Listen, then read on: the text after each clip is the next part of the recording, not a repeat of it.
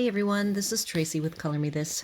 Today is episode 350. It is an unplanned, very quick video. I am going to share with you my steps that I go through for creating line art. I have two projects that I am queuing up to work on in the near future.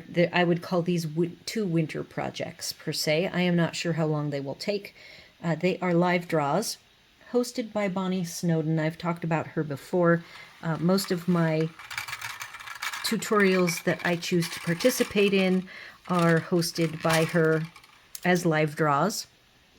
And this one I am working on, I thought, oh, it would be fun to film my process and talk about how I get ready to color something from like a reference photo. You could probably do your own sketch and then color it from your own mind if you are at that point in your journey.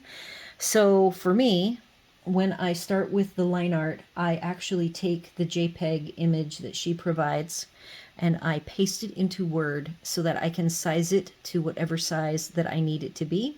So this, I use custom margins, and my margins on the top and the left are 0.3. And then I pull and make the image as large as I want it to be on the right and the bottom. My size of the medium I'm going to color on is 9 by 12.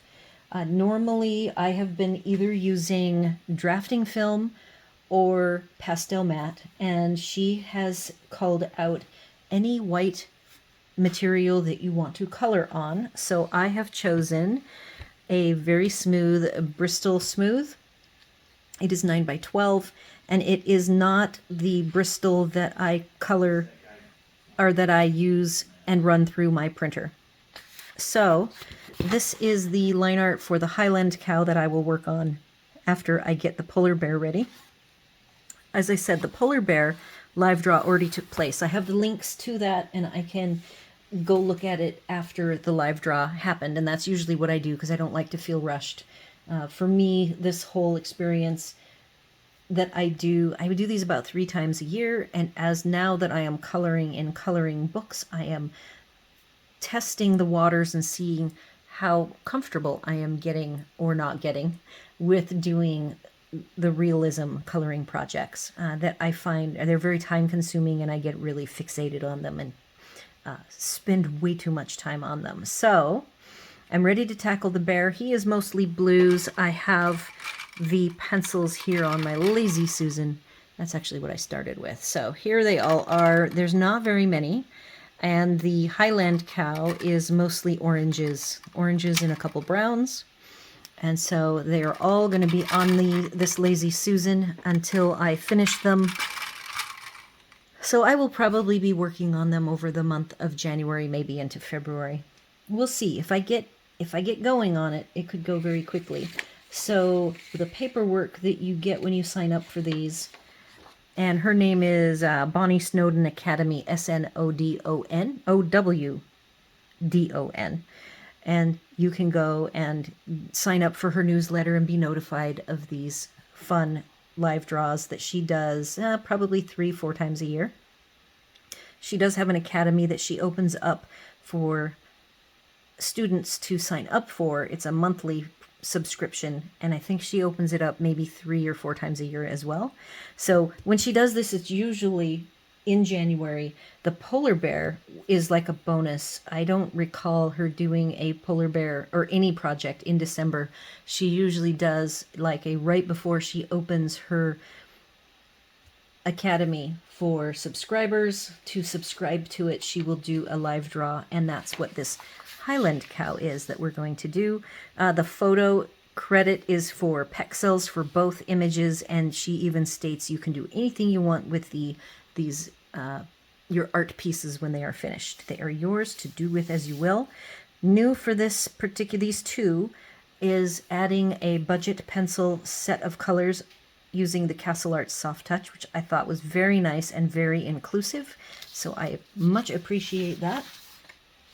The line art, how I typically tackle line art is I will print it on my printer. As I said, I use Word. I print it out. I grab my softest graphite pencil, which I have a set of graphite pencils, and the softest that I own is 6B, which is super soft.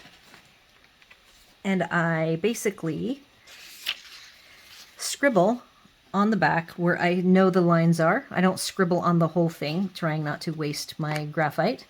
And this pencil actually is quite a few years old. It's still got a lot of life left, so you don't have to be really paranoid or anything about it. But I make sure I do have an LED light table thing that I never use. I just put it up to the sunlight out the window and make sure that I've covered all the lines. And then I prefer to grab a pencil or a pen of a different color, and I color very lightly so that the transfer is actually faint. Here is the amount of transfer. You can see it is not very dark at all. And then as we color, we actually erase the marks. The polar bear is dark enough I might not have to erase the marks, but we erase as we go using, the mono zero eraser, and then there's a kneaded eraser those are the two that are used the most. So you can see I've just started coloring him, and I thought to go ahead and stop, get my camera going so you guys could see.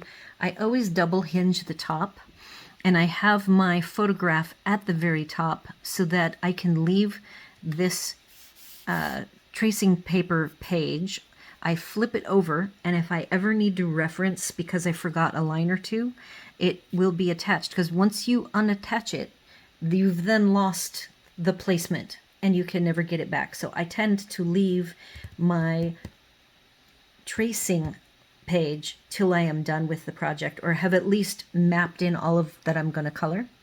I will tell you that Bonny's live draws are a subset. They usually are always just a portion of the project, and then you get to finish the project on your own. And I'm a completionist, so it takes me a while, but I do. I believe I have finished every one of her tutorials and live draws that I have started, even though she'll only do like an eye, an ear, and the forehead.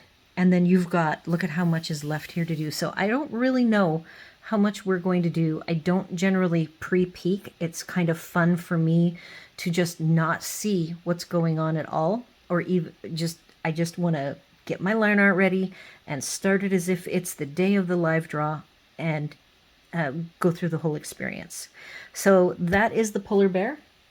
I do have, for reference, a whip that is still, I have not finished. This is my hinged, I didn't quite double hinge it, but it's basically the English bridle that I printed on in Word, 8.5 by 11. I can see that the black is not my lines. I used pencil instead of a different colored pen. I should have used a different colored pen. That would have been easier. But the image is very small. Here you can see, here's my graphite. And then I've got glassine to protect what I have drawn so far. This is hours, maybe 6-7 hours of work. And it's probably triple the amount of area that she actually colored. So all of the rest of it, you can see I actually have some marks here. I'm going to have to be careful and erase those. And that is the one downfall. But this material that I colored on, it's velvety. It is called pastel matte. And it's basically like a very fine sandpaper. So it's very thick. And I should have, in theory, no problem erasing this area across the top.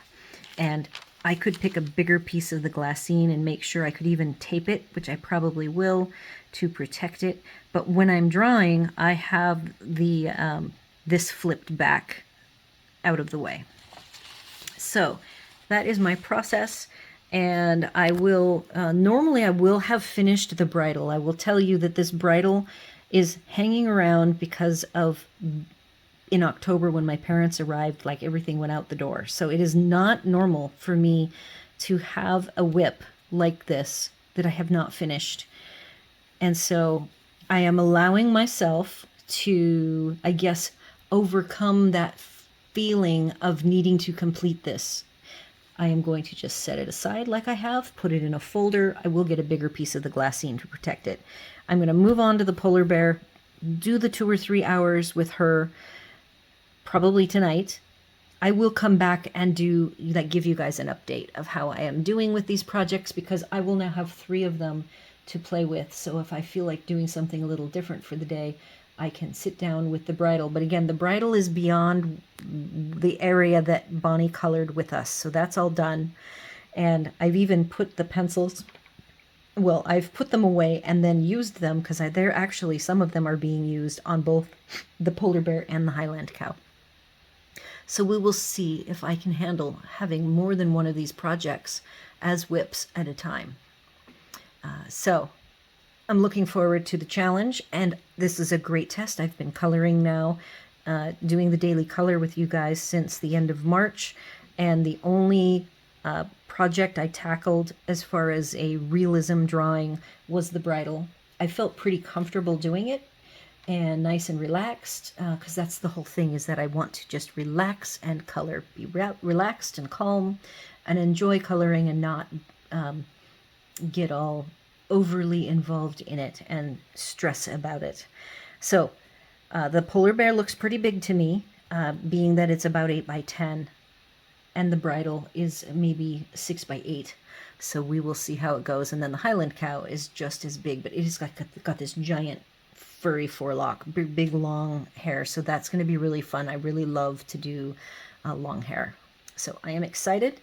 I will see you guys Monday for the daily color, and I will pop in another quick update if I do manage to get the polar bear done. I am not sure if, because tomorrow is the live draw for the Highland cow, and I might not do that tomorrow. I do have company coming over for something else at around 1 o'clock, so it might be that I will save the Highland cow for another weekend, not wanting to overdo things. So do all the YouTube things, like, share, comment, consider subscribing. Be sure to answer the poll that I have. I can see that everybody wants me to do the Magical Worlds Winter Hot Air Balloon, so I will do that, and then I will go ahead and close that out and add, pick out 3 sets of pencils that I would like to color that, and let you guys decide. And I will be doing that as a daily color. Somebody had posted they didn't know if I was going to, and that is what my plan is. So I will see you all soon. Take care.